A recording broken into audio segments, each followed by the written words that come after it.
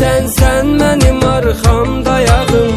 Nə qədər qolumda qüvvət olsa da, yenə sən mənim arxamda yağın. Canımda dizimdə taqət olsa da, yenə də sənsiz büdrəyər ayağım. Yenə də sənsiz büdrəyər ayağım.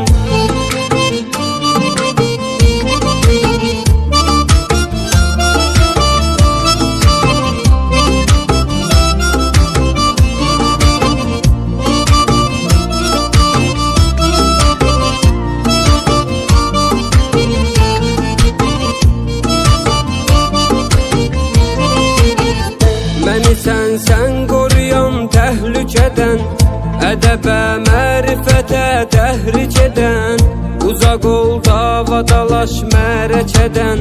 Demisən sırğa edibdir bu